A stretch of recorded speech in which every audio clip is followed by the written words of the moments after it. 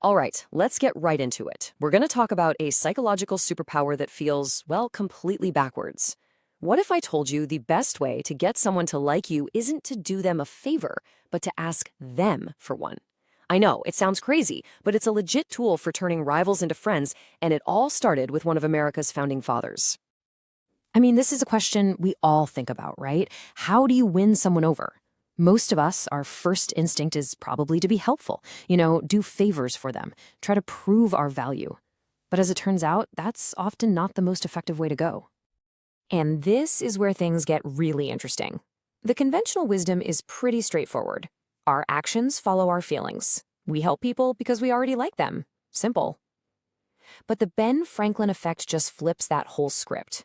It says our feelings can actually follow our actions. We do a favor for someone, and to make sense of it, we decide we must actually like them. It's a total paradox.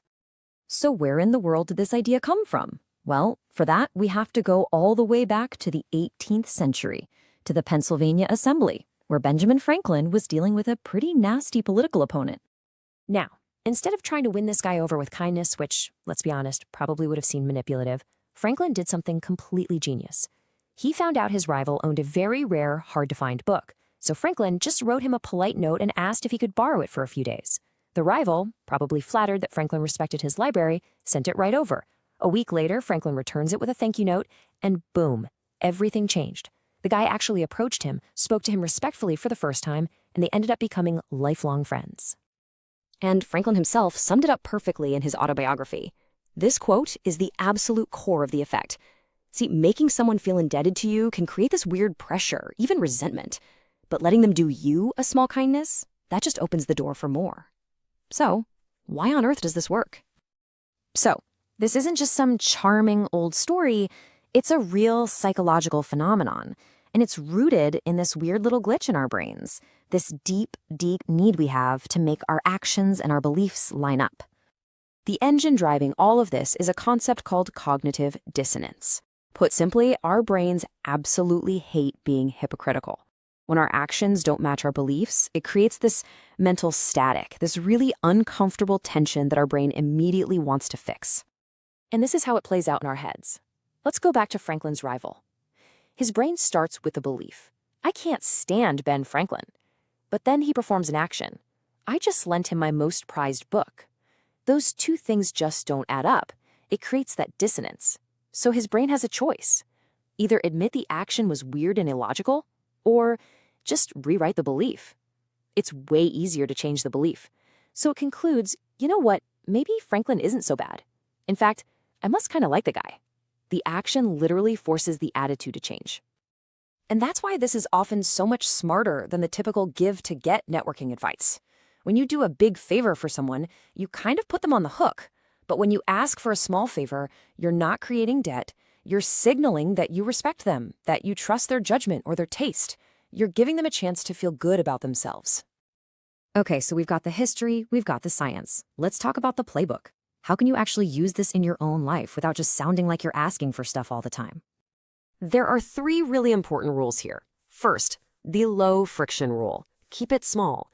Asking someone to help you move apartments? Way too big. That just creates work. Asking to borrow a book or a pen? Perfect. Second, the personal rule. This can't be a transaction. The second money gets involved, the whole effect is gone. And third, and this is the secret sauce, the competence rule. You have to frame the favor in a way that makes them feel smart or tasteful or skilled. So let's look at a few examples. At work, instead of just trying to impress a senior colleague, ask for their advice on one tiny part of a project. It's flattering, and now they're subconsciously invested in your success. Or, on a date, ask them to explain something they're really passionate about. It makes them feel valued. Even in sales, this is the classic foot-in-the-door technique.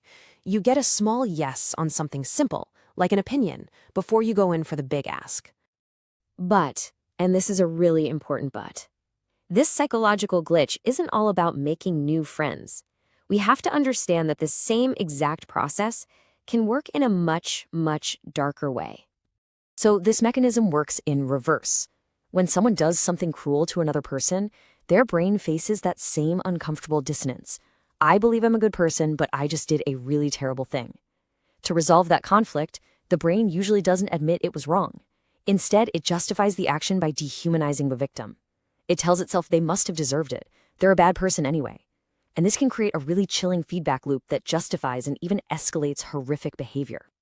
And that really brings us to the final big idea here. The Ben Franklin effect is a fascinating tool for sure, but it also reveals something pretty profound and, frankly, a little unsettling about our own minds. It shows that our attitudes, our beliefs about other people, they're not always these fixed, logical things we think they are. Sometimes they're just stories we tell ourselves to make sense of what we've already done. It really makes you wonder, doesn't it?